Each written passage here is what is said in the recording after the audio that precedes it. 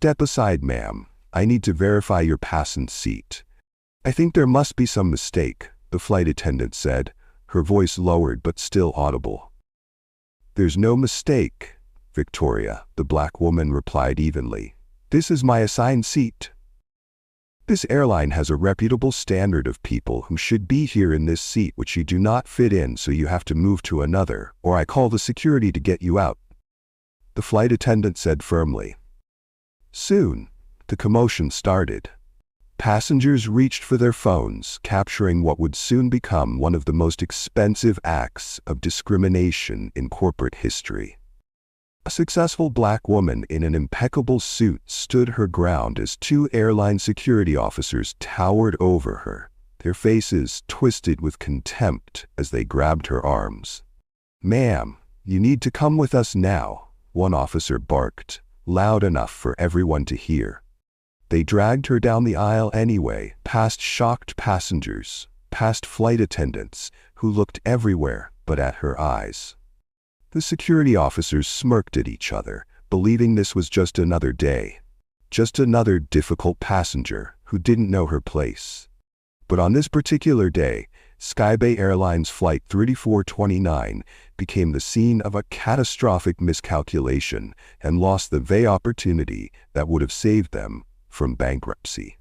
All because they couldn't recognize who the black woman they were humiliating was. If you've ever witnessed injustice and wished for consequences, if you've ever wondered what it would feel like to watch karma unfold in real time, this is the story you've been waiting for. Have you ever been judged based on your appearance? Share your experience or type yes in the comments below and hit the subscribe button now. Here's how it all began. Victoria King wasn't born into wealth or privilege. At 48, she stood as a testament to what determination can build against all odds. As the founder and CEO of Global Transit Solutions, she controlled the largest travel logistics empire on the planet, a company that decided how and where Fortune 500 executives and their teams travel globally. Her signature on a contract could make or break an airline. That morning, in her Manhattan penthouse, Victoria reviewed the final details of what would be the largest contract her company had ever awarded. $5.2 billion, having 8 years of exclusive corporate travel bookings for Skybay Airlines. A lifeline that would rescue the struggling airline from near-certain bankruptcy. That morning, Victoria's phone buzzed with a message from James Chen, her chief operating officer, saying, the board had approved the contract terms and legal had finalized all documents. James Chen was the major face of her company, always serving as her representative to the public, and this made most people unaware of who she really was. She responded with characteristic precision. "Good.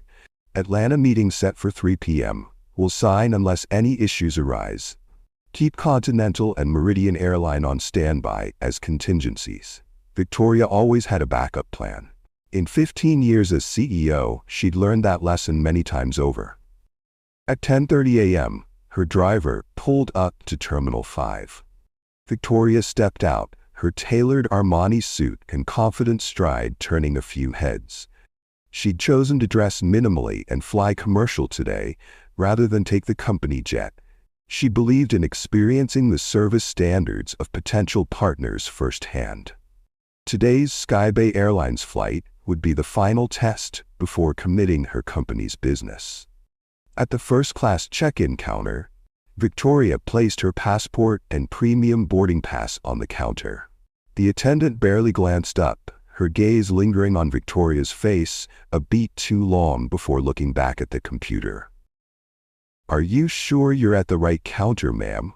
the attendant asked, emphasizing this counter, with unmistakable doubt despite Victoria's executive demeanor.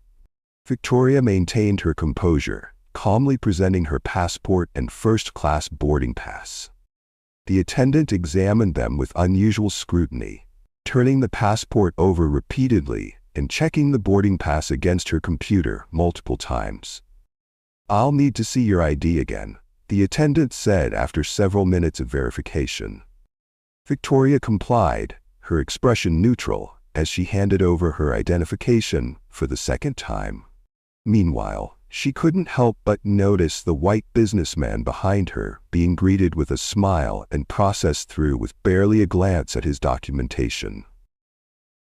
As the scrutiny continued, a third white passenger was welcomed to the first-class counter and quickly checked in while Victoria remained waiting. The pattern was becoming impossible to ignore. "Is there a problem with my documentation?" Victoria finally asked, her tone professional but firm. "Just following protocol," came the rehearsed response as the attendant picked up a phone, calling for a supervisor without making eye contact. Victoria discreetly took out her phone and typed a message to her executive team. "Flag on Skybay Airlines." The supervisor arrived promptly, taking Victoria's documents and beginning the verification process anew, as if the previous 20 minutes of examination had never happened. "Miss King, could you verify your destination today?" the supervisor asked, despite the information clearly printed on the boarding pass in her hand. "Atlanta," Victoria replied simply. "And the purpose of your travel?" Victoria noted the question, one rarely asked at check-in, especially in first class. "Business," she answered, the irony not lost on her that the business was a $5.2 billion contract that would save this very airline. After nearly 30 minutes at the counter, while other passengers continued to be processed efficiently, Victoria was finally cleared to proceed, but not before the supervisor added a small notation to her boarding pass. "What does this mark indicate?" Victoria asked. "Just a routine security designation," the supervisor replied with artificial brightness. "Nothing to be concerned about." That routine designation became immediately clear at the TSA checkpoint, where Victoria was directed to step aside for additional screening while other first-class passengers moved through the priority lane unimpeded. "We'll need to conduct an additional search," a TSA agent informed her, pulling on blue nitrile gloves. Victoria stood in silent observation as her meticulously packed belongings were removed one by one. The agent roughly handled the contract folder, creating a small tear in the corner of what happened to be the signature page of the multi-billion-dollar agreement. Her grandmother's pearl earrings were dumped carelessly onto the metal table. One pearl bounced off the edge and was stepped on by a passing agent, cracking the heirloom. "Sorry about that," the agent said without looking up or making any move to retrieve it. Victoria picked up the damaged pearl herself, pocketing it rather than returning it to the case. As she reorganized her scattered belongings, she took out her phone once more, documenting the damage with discrete photographs before sending another message to Chen. By the time Victoria reached the gate, Flight 3429 was showing a 40-minute delay. When boarding finally began, she waited with other first-class passengers, mostly white businessmen exchanging casual conversation about golf handicaps and market fluctuations. No one acknowledged Victoria's presence. As she approached the gate agent, Victoria presented her boarding pass. The agent scanned it, then paused, looking from the screen to Victoria's face with poorly concealed surprise. "First class is boarding now," Victoria said gently. "Yes, I see that," the agent replied, her tone suggesting she saw something else entirely. She scanned the pass again before reluctantly letting Victoria board. At the aircraft door, the flight attendant's practiced smile faltered when Victoria approached. "Welcome aboard," she said, her eyes dropping to Victoria's boarding pass. "Oh, first class is to your left." The note of surprise was unmistakable. The first-class cabin was half empty as Victoria found her assigned window seat, 2A. As she settled in, the white man in his 60s already seated in 2B glanced up with undisguised annoyance, shifting to create more distance between them despite the generous proportions of first-class seating. Soon, a different flight attendant approached. "Excuse me." Victoria looked up. "Yes?" "I need to check your boarding pass, please." Victoria maintained her composed expression as she retrieved the boarding pass that had already been verified multiple times. The flight attendant studied it with peculiar intensity. "I think there must be some mistake," she said finally, her voice lowered but still audible. "There's no mistake," Victoria replied evenly. "That's my assigned seat." The man beside Victoria cleared his throat theatrically. "Is there a problem here?" he asked the flight attendant, speaking as though Victoria weren't present. "I paid for a peaceful first-class experience." The flight attendant gave him a conspiratorial smile. "I'm just double-checking something, sir." "Well, I'm not sure she's in the right section," he continued. "These seats are quite expensive." Victoria turned to face him directly. "I'm well aware of the price, sir, as I am aware of the cost of this tablet, this watch, and especially the cost of my time, which is being wasted with these interruptions." The businessman blinked, momentarily taken aback. The flight attendant's smile tightened. "Your boarding pass appears to be in order, ma'am, but our system is showing some discrepancy. Would you mind if I take a quick photo of it for verification?" Victoria raised an eyebrow. "In 15 years of executive travel, I've never once had a flight attendant photograph my boarding pass. Is this new Skybay Airlines policy?" "It's just to resolve the confusion." "What confusion exactly?" Victoria's tone remained pleasant, but there was steel beneath it now. "This is the third time my documentation has been questioned. Is there a specific reason why?" The directness of the question created a palpable tension. Several nearby passengers were watching with undisguised interest. "I'm just doing my job, ma'am," the flight attendant replied defensively. "As am I," Victoria said simply, returning her attention to her tablet. The flight attendant hesitated, then reluctantly retreated, boarding pass still in hand. Victoria noted that she didn't return it. Another small indignity in an increasingly troubling pattern. The businessman beside her wasn't finished. "They're just trying to maintain standards," he said condescendingly. "First class has certain expectations, and this airline is known to be more luxurious for your kind." Victoria didn't look up from her tablet. "My kind can afford even more luxurious airlines than this." His face flushed at the rebuke, but before he could respond, the flight attendant returned with the purser. "Ma'am," the purser began coolly, "my colleague has brought some concerns to my attention." Victoria looked up calmly. "What concerns specifically?" The purser seemed momentarily thrown by the direct question. "There seems to be some question about your seat assignment." "There is no question about my seat assignment," Victoria corrected gently. "Your colleagues have verified my boarding pass multiple times. I am in my assigned seat. The only question is why I am being repeatedly asked to justify my presence here." The businessman beside her chose this moment to interject again. "Look, I don't mean to be rude, but I don't think she belongs in first class. It's creating an uncomfortable atmosphere." The purser didn't correct him nor defend Victoria. Instead, she gave him an understanding nod.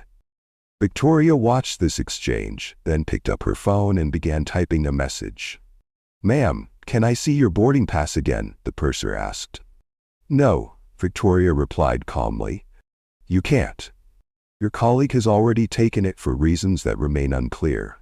This is now the fourth time my right to occupy this seat has been questioned. I have shown my documentation repeatedly. I will not participate further in this exercise." The cabin had grown eerily quiet. Even passengers in economy, still boarding through the aisle, had slowed to observe the confrontation. "If you cannot provide your boarding pass," the purser began. "I did provide it," Victoria corrected her. "Your colleague retained it without my permission. If you're unable to locate it within your own system or among your own staff, that is a failure of Skybay Airlines, not of my documentation." The businessman was now openly smirking. "Maybe you should just move her back to economy, where she'd be more comfortable," he suggested to the purser. Victoria turned back to the purser. "I will remain in my assigned seat. I suggest you direct your attention to the completion of the boarding process rather than to the continued harassment of a legitimate first-class passenger. The confrontation had reached an impasse. The purser reluctantly retreated, but Victoria knew this wasn't over. The looks exchanged between crew members, the whispered conversations, something was still brewing. 30 minutes into the flight, an uneasy calm had settled over the first-class cabin. The seatbelt signs were off, drinks had been served, though Victoria noticed her request for water came significantly after her seatmate received his scotch, and passengers had settled into their routines.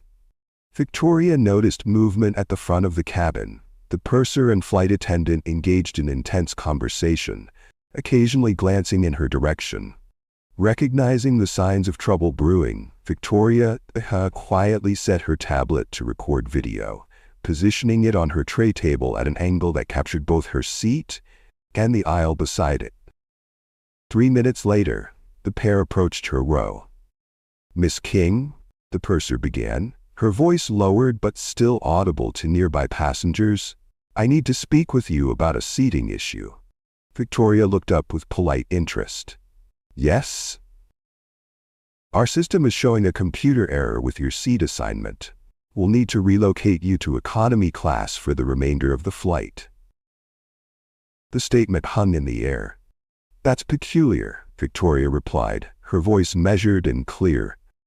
"Especially considering my boarding pass was scanned successfully, my seat was confirmed multiple times by your staff, and I've now been sitting here for nearly 40 minutes. The flight attendant shifted uncomfortably, but the purser pressed on. "It's an unfortunate technical issue, but we need to resolve it immediately." "I see," Victoria said. "May I see documentation of this error?" The request caught them off guard.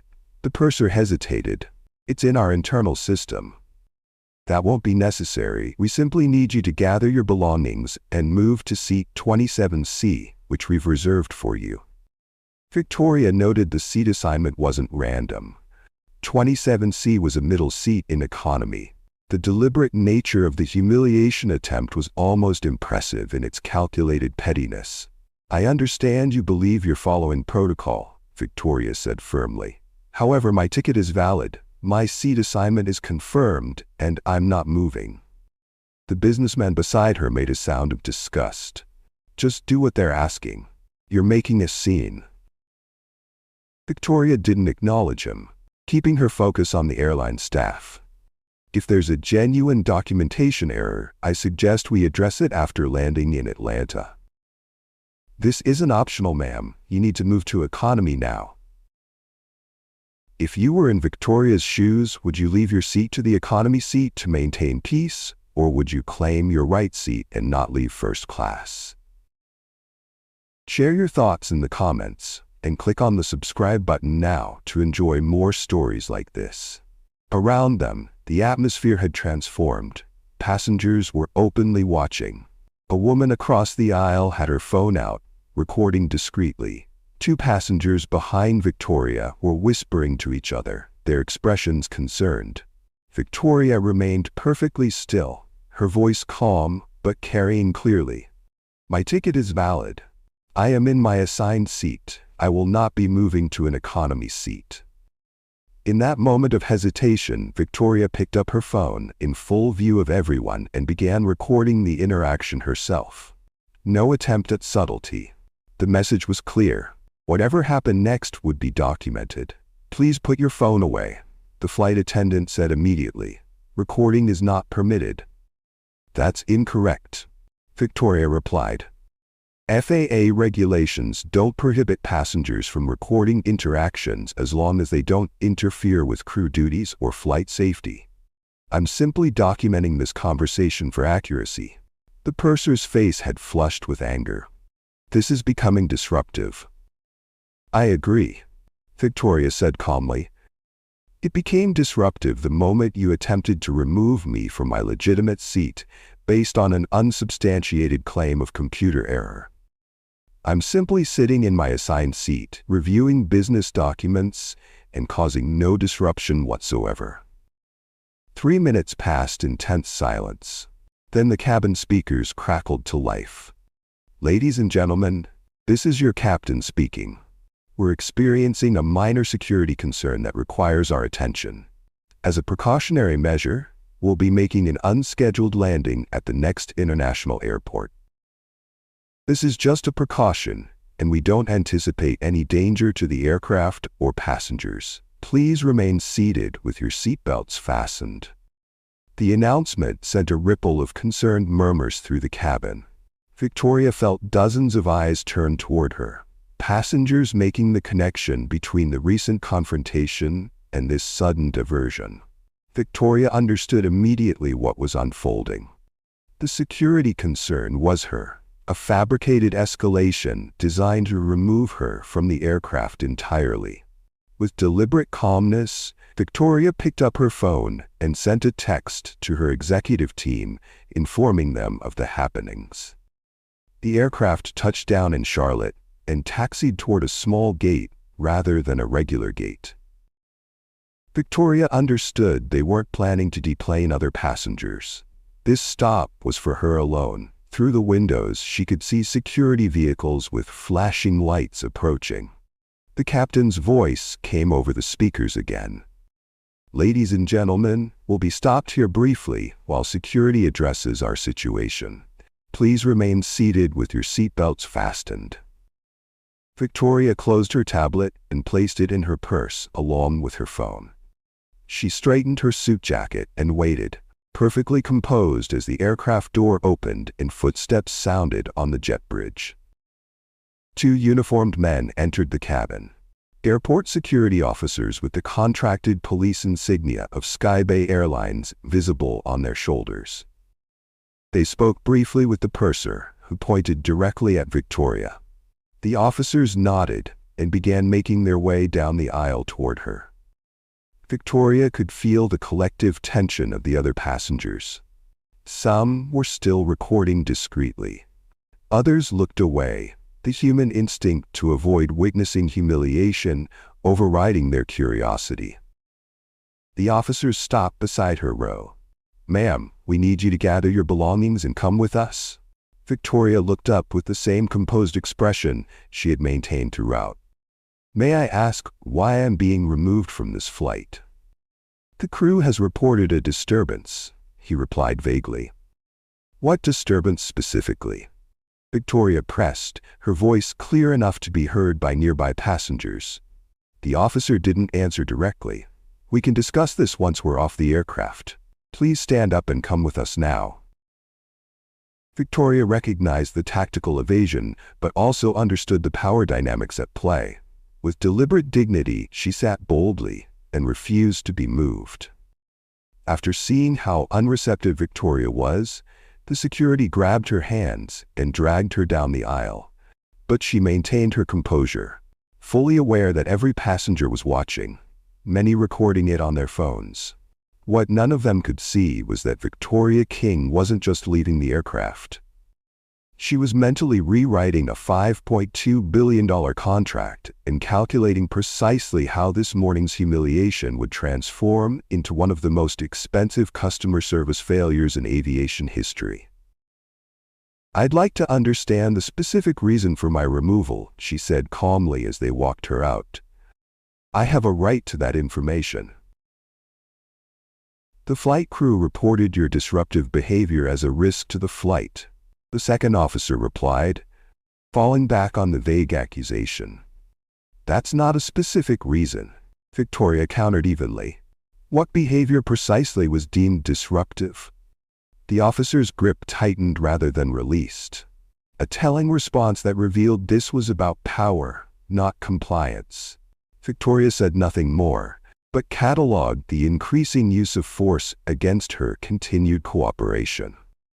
As they reached the end of the jetway and entered the terminal, the second officer spoke into his radio, requesting additional assistance. The terminal gate area was crowded with travelers waiting for other flights, their heads turning at the unusual sight of a well-dressed black woman in a business suit being forcefully escorted by airport security while a group of passengers recorded the scene.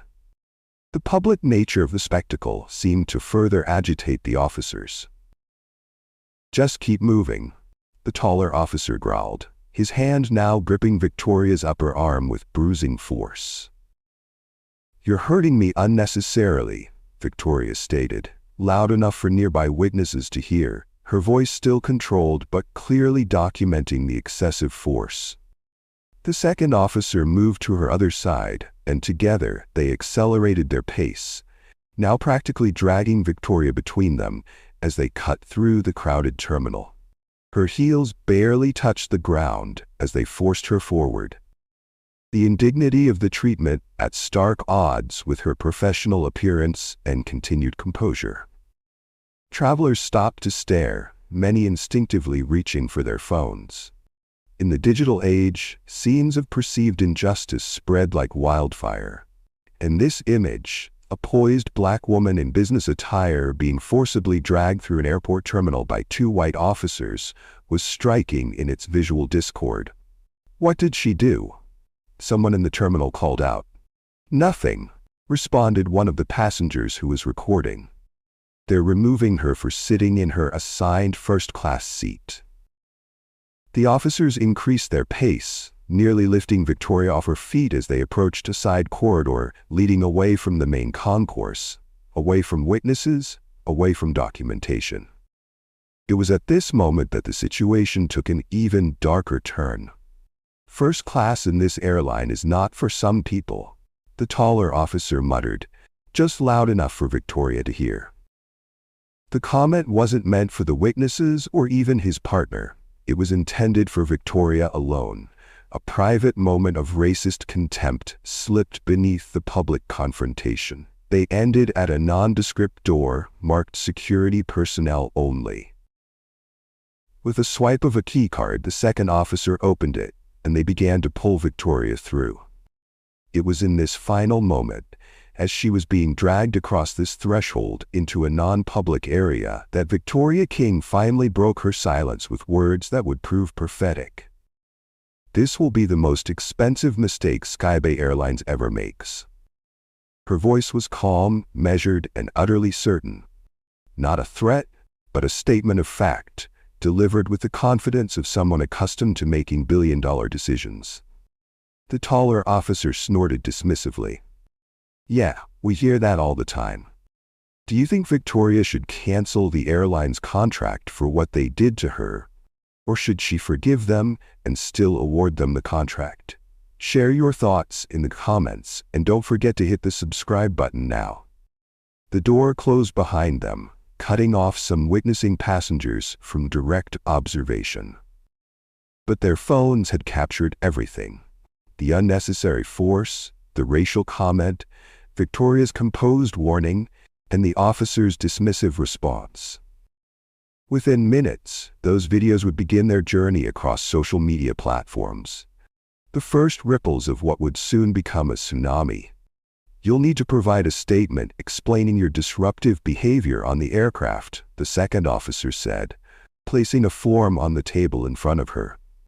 His tone suggested this was a formality, that the outcome was predetermined, regardless of what she wrote. Victoria didn't touch the form.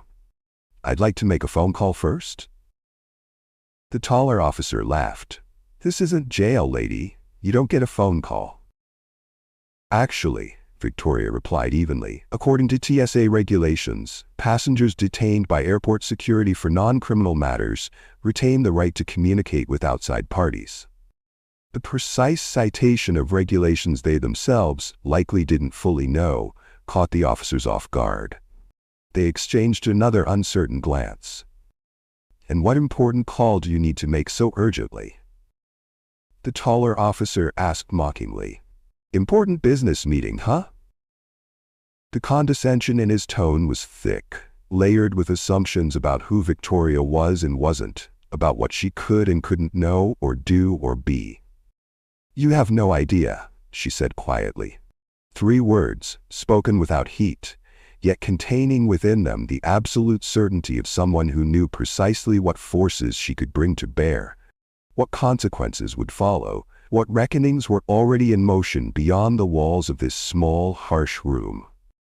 20 minutes had passed since Victoria was brought into the security room. 20 minutes of her sitting in composed silence, refusing to fill out their incident report, requesting only access to her belongings and permission to make a call. After seeing how uncooperative she was, they gave her back her things. "You can have your things back," the taller officer said, sliding her purse across the table with deliberate carelessness.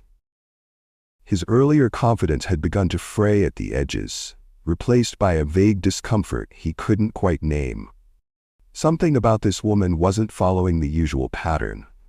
She should have been emotional by now, angry, tearful, frightened, or begging to be allowed back on her flight. Instead, she'd sat in unwavering dignity, her eyes occasionally meeting his with a calm certainty that made him increasingly uneasy. Victoria reached for her purse, examining its contents with methodical care. Her passport was there. Her wallet, her tablet, thankfully unbroken despite the rough handling. And most importantly, her phone. "Your flight has already departed for Atlanta," the second officer informed her, his tone suggesting this was a victory of sorts, that she had lost something by being removed. "We can book you on a later economy flight if you cooperate with our investigation." Victoria didn't respond to the implied threat. Instead, she removed her phone from her purse and placed it deliberately in the center of the metal table. The officers watched with poorly concealed disdain as she pressed a few buttons, then set it to speakerphone mode. The call connected after 2 rings. "James Chen," answered a crisp male voice. "James, this is Victoria," she said, her voice steady, but with an unmistakable steel beneath it. "I've just been physically removed from a Skybay Airlines flight after multiple instances of discrimination."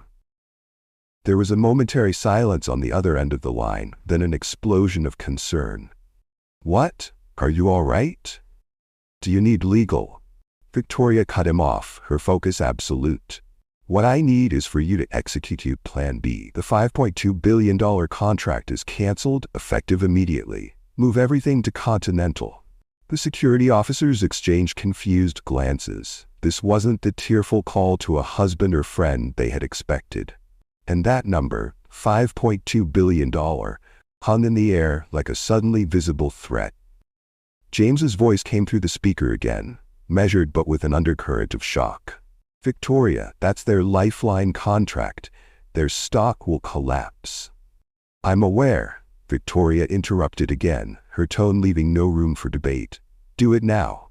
Full press release within the hour. Make it crystal clear exactly why this is happening." The shorter officer shifted his weight nervously, his eyes now fixed on the phone, as the magnitude of what he was hearing began to register. "Yes, ma'am," James replied, all hesitation gone from his voice, replaced with a crisp efficiency. "It's already being processed. The Continental representatives have been on standby since your earlier text. They're prepared to meet immediately." "Good," Victoria said. "And James?" "Yes?" "Make sure the press release includes specific details. I want every passenger, every investor, and every competitor to understand exactly what cost Skybay this contract." "Understood. The legal team is already drafting it based on the videos." "The videos are everywhere," Chen said. "Passengers from the flight uploaded them before the plane even left Charlotte. You're trending on 3 platforms. #SkybayShame is the top hashtag in the country right now." The taller officer's face had drained of color, his earlier smirk replaced by a dawning horror. "Excellent," Victoria replied simply. "Have Marcus bring the car to Charlotte. I'll be meeting with Continental within the hour." "He's already en route," James confirmed. "Victoria, are you safe? Do you need anything else?"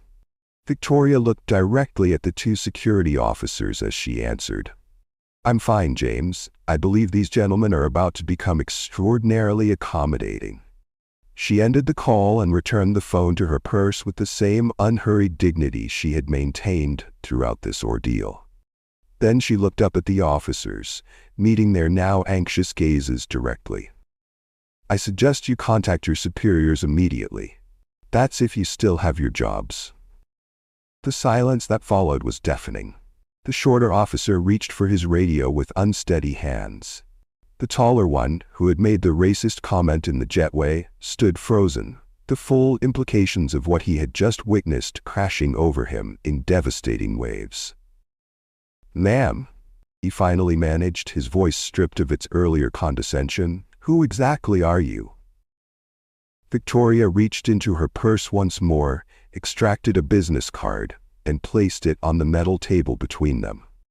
The cream-colored card was elegant in its simplicity, bearing only her name, title, and company logo. But in the context of what they had just heard, it might as well have been a declaration of war. The person who should award Skybay Airlines $5.2 billion. The officers stared at the card in stunned silence, the enormity of their mistake impossible to comprehend in its entirety. This wasn't just a case of misidentification or excessive force or discriminatory treatment, though it was certainly all of those things. This was a catastrophic error with financial repercussions that would echo through an entire industry. The officers released her immediately. Meanwhile, 1,200 miles away in the executive boardroom of Skybay Airlines' New York headquarters, chaos had erupted. "What do you mean GTS pulled out?" CEO Richard Harmon shouted, his face flushed with disbelief. "The contract signing is tomorrow. We've been working on this deal for 8 months. The chief communications officer stood ashen-faced at the end of the table, her tablet shaking slightly in her hands. "Sir, Global Transit Solutions has just issued a press release formally terminating all contract negotiations, effective immediately. They've announced they're moving their entire corporate travel program to Continental Airlines." "That's not possible," Harmon insisted, his voice rising in pitch. "No company pivots a $5 billion contract overnight without warning. There must be some mistake." "Sir," the CCO continued, her voice barely steady, "they cited systemic discriminatory treatment of their CEO Victoria King on Skybay Airlines Flight 3429 this morning." "Victoria King?" Harmon repeated, the blood draining from his face. "Victoria King was on our flight?" The chief operating officer swiveled his laptop toward Harmon. "You need to see this." On the screen, a series of videos played in succession. Victoria being questioned at the first-class check-in, Victoria being confronted about her seat assignment, Victoria being forcibly removed from the aircraft, Victoria being dragged through the terminal while a security officer made a racist comment. Each clip more damning than the last, each spreading exponentially across social media platforms. "Oh my God," Harmon whispered. The silence that followed was answer enough. "Sir," the CFO interjected, pointing to the wall of digital displays, "our stock has gone down." "Get her on the phone," Harmon ordered, his voice cracking. "Get me Victoria King right now." "We've tried, sir," the CCO replied. "Her office says she's unavailable. They directed us to their press release and their legal department." "Then find out where she is," Harmon shouted, desperation overtaking decorum. "Send a car, send a plane, send whatever it takes." The COO looked up from his laptop, his expression grim. "Sir, according to social media reports, she's already en route to Continental Airlines headquarters in Atlanta." The revelation hit the room like a physical blow. It wasn't just the loss of the contract, catastrophic as that was. It was the knowledge that their competitor would now secure the very lifeline Skybay had been counting on. Back in Charlotte, Victoria King stepped into the black Mercedes that had arrived at the terminal's VIP exit. As the door closed behind her, sealing her in the vehicle's climate-controlled quiet, she allowed herself, for the first time since this ordeal began, a moment of genuine emotional response. A single deep breath that carried with it the weight of the morning's accumulated indignities. As the Mercedes merged onto the highway toward Atlanta, Victoria's phone chimed with a notification. She glanced down to see a breaking news alert displayed on the screen. Breaking. Global Transit Solutions terminates $5 billion Skybay Airlines contract.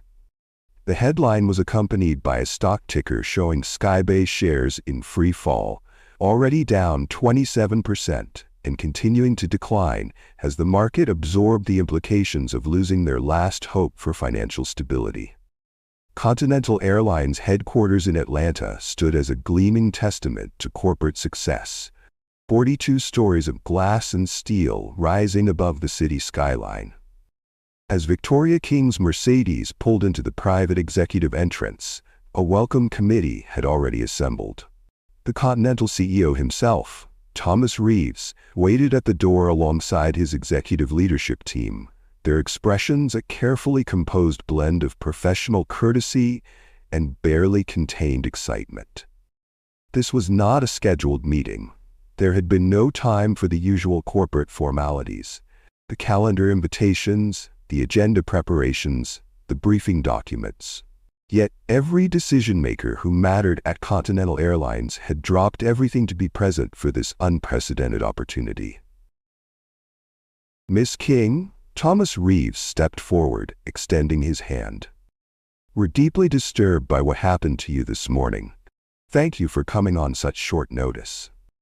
Victoria accepted his handshake with a measured nod. "I appreciate your flexibility, Mr. Reeves." As Continental's executive team escorted Victoria toward the elevators, her phone continued to vibrate in her purse.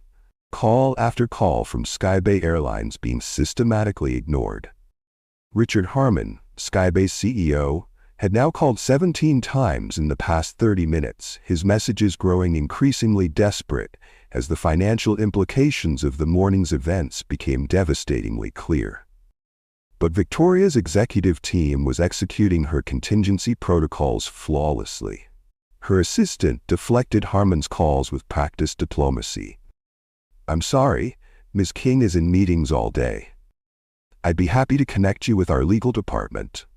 Meanwhile, James Chen, her executive VP, was coordinating with Continental's team, ensuring they understood exactly what was at stake and what would be required to secure Global Transit Solutions business.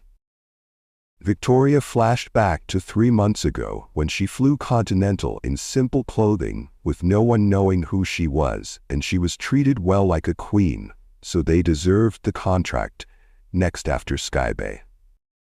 1,200 miles away in New York, Skybay Airlines' headquarters had transformed into a crisis center. The boardroom that had been preparing to celebrate a contract signing was now the site of an emergency meeting that would determine whether the company survived at all. "Our stock has dropped 63% and is still falling," the CFO reported, his voice tight with barely controlled panic. "Trading may be halted if it continues at this rate." Richard Harmon paced the length of the mahogany table, his earlier confidence shattered. "She's not returning my calls. Her office won't put me through. I've sent messages through every channel we have." "Sir," the chief strategy officer interjected, "we need to address the immediate financial implications. Without the GTS contract, we will go fully bankrupt." "I know what happens without the GTS contract," Harmon snapped, slamming his hand on the table. "We were counting on that cash infusion to restructure our debt. Without it, we have maybe 60 days before we default on our loans." The revelation hung in the air.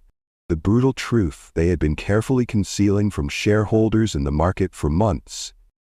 Skybay Airlines had been teetering on the edge of bankruptcy, the Global Transit Solutions contract their last hope for salvation. Now that hope had evaporated in the space of a single morning, all because their staff couldn't recognize a black woman might legitimately belong in first class. The Skybay Airlines board meeting had deteriorated further as the financial reality became increasingly dire. Richard Harmon had stopped pacing, now slumped in his chair at the head of the table. "How did no one recognize her?" he asked, the question directed at no one in particular. Victoria King is one of the most powerful CEOs in transportation. How did our staff not know who she was? The question revealed the fundamental flaw in his thinking, the assumption that respectful treatment should depend on recognizing someone's status rather than being the standard for all passengers. "Sir," his assistant interrupted, entering the boardroom with visible trepidation. "Miss King's office just sent over a press release they're distributing in 10 minutes. They thought you should see it first." She handed him a tablet displaying the document. As Harmon read it, what little color remained drained from his face. "They're detailing everything," he said, his voice barely audible. "The check-in discrimination, the seat verification, the security removal. They have passenger testimonials, video timestamps, officer names." He looked up at his executive team, the full weight of the catastrophe finally sinking in. They even have a quote from the security officer, the racial comment about first class being too good for some people. The boardroom fell into stunned silence. They weren't just losing a contract, they were becoming a case study in corporate failure, a cautionary tale that would be taught in business schools for decades to come. In Atlanta, Victoria King stood at the head of the Continental boardroom table, watching as Thomas Reeves signed the contract. Each executive had added their signature, committing the airline to the most progressive passenger rights and anti-discrimination policies in the industry. "Congratulations, Mr. Reeves," Victoria said as he signed the final page. "You've just secured the largest corporate travel contract in aviation history. By this time tomorrow, every corporate travel manager in America will know that Continental Airlines has set a new benchmark for passenger dignity and respect." The implications weren't lost on anyone in the room.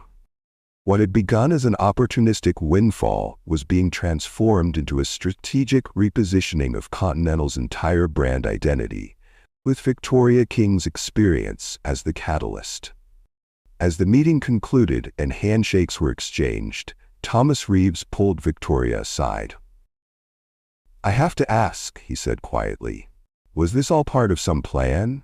Did you choose to fly Skybay knowing something like this might happen?" Victoria met his gaze directly. "Mr. Reeves, no one chooses humiliation as a strategy. What happened today was entirely Skybay's doing. How it ends, however, is my choice." She gestured to the signed contract on the table. "And yours. What matters now is whether this moment becomes merely an anecdote about corporate comeuppance or the beginning of genuine change in how airlines see and treat their passengers. All their passengers." Before he could respond, Victoria's phone chimed with a notification. She glanced down to see a news alert. Skybay Airlines stock halted after 70% drop, bankruptcy rumors swirling. As Victoria prepared to depart the Continental headquarters, James Chen approached with another update. "The press release is going out now," he informed her. "And we've received requests for interviews from every major business publication and network." Victoria nodded, considering her next move carefully. The story of what had happened on that Skybay flight was already spreading uncontrollably across social media, shaped by passenger videos and outraged commentary. But the full narrative, the $5 billion consequences of that discrimination, was hers to define. The next morning, a story that had transcended business news to become a national conversation. Every major network led with the same footage. Victoria King being dragged from a Skybay Airlines flight, followed by the staggering financial consequences that had resulted. Skybay Airlines hastily called a press conference where a visibly shaken Richard Harmon delivered what crisis management experts would later describe as too little, too late. "On behalf of Skybay Airlines, I want to offer our deepest and most sincere apologies to Ms. Victoria King for the inexcusable treatment she experienced on our flight yesterday," Harmon began, his voice strained under the weight of the company's collapsing stock price. "What happened was a complete failure of our values and training. It does not represent who we are or who we aspire to be as a company. But the market had already rendered its verdict. With trading of Skybay stock resumed, shares continued their freefall, having lost nearly 80% of their value in less than 24 hours. Financial analysts were openly discussing bankruptcy scenarios on business networks, with one commentator noting, "This isn't just a PR disaster, it's an existential threat." Skybay needed that contract to survive. By midday, Skybay announced the termination of all staff involved in the incident: the check-in agent, the flight attendants, the purser, and the security officers who had removed Victoria from the aircraft. But the damage control didn't stop there. By evening, the company's board of directors released a statement announcing Richard Harmon's resignation, effective immediately. "Leadership must be accountable," the statement read. "The failures that led to yesterday's events reflect system-wide issues that require new vision and direction." Meanwhile, at her own press conference, Victoria King stood not as a victim seeking sympathy, but as a business leader demanding accountability. The event wasn't held at her company headquarters, but at a historically Black university's business school, where hundreds of students had gathered to hear her speak. "What happened on that flight wasn't an isolated incident," Victoria explained, her voice steady and measured. "It was the visible manifestation of biases that affect thousands of travelers every day across every airline. The difference is that most passengers can't respond by canceling a $5 billion contract." She detailed the systematic issues she had observed, from the check-in discrimination to the repeated questioning of her first-class status, from the security screening disparities to the physical removal from a seat she had legitimately purchased. "These weren't random acts of rudeness," she continued. "They were consistent expressions of the same underlying assumption, that a Black woman couldn't possibly belong in first class unless there was some mistake. That assumption cost Skybay Airlines everything, but its real cost is paid daily by passengers who don't have the platform or power to make their experiences matter to corporate bottom lines." As Victoria spoke, the camera occasionally cut to the audience of business students, many of whom were taking notes with intense focus, understanding they were witnessing not just a news story, but a master class in corporate accountability and leadership. 6 months later, Victoria King boarded a Continental Airlines flight from New York to Paris. As she approached the first-class check-in counter, the agent greeted her by name before she had even presented her ID. "Good morning, Miss King. Continental Airlines is honored to have you with us today." There was no questioning of her ticket, no scrutiny of her documentation, no smirk, no surprised looks or microaggressions, just efficient, professional service delivered with genuine respect. If anything, the staff seemed almost nervous in their determination to ensure everything was perfect. As Victoria made her way through security, she noted the new signage prominently displayed throughout the terminal. "Every passenger deserves dignity and respect. If you experience or witness differential treatment, please contact our passenger advocacy team." The signs included a QR code linking directly to a reporting system that had been implemented as part of the contract she had signed with Continental. The changes weren't limited to Continental Airlines.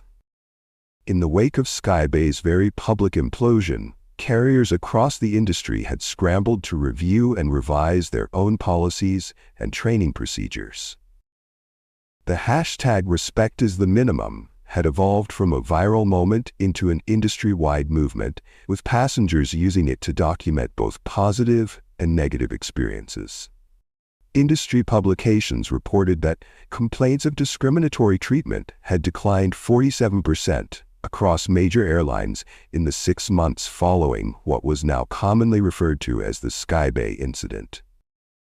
Whether driven by genuine ethical concerns or simple fear of becoming the next cautionary tale, airlines had finally begun treating passenger dignity as a business priority rather than a public relations consideration.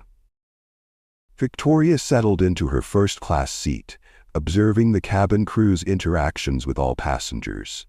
Noting the consistency of their service across racial and gender lines, the absence of the subtle differences in tone and attention she had documented throughout her career. As for Skybay Airlines, its fate had been sealed that day in Charlotte. 3 weeks after losing the Global Transit Solutions contract, the company filed for Chapter 11 bankruptcy protection. 2 months later, its assets were acquired by a competitor at pennies on the dollar. The Skybay name retired permanently from the skies, a costly footnote in aviation history. The security officers who had removed Victoria from Flight 3429 found themselves not only terminated but essentially unhireable within the aviation industry. The man who had made the racist comment about first class being too good for some people was last seen working at an electronics store in suburban Charlotte. His career in security ended by a single sentence captured on a passenger's phone. But Victoria hadn't spent these months focused on Skybay's demise or individual comeuppance. Instead, she had channeled the attention generated by the incident into creating lasting change. Global Transit Solutions had established a mentorship program for young Black women in business leadership, with Victoria personally mentoring 5 promising executives each year. If you enjoyed this story, hit the subscribe and like button and share to others so they can learn too. See you in our next video.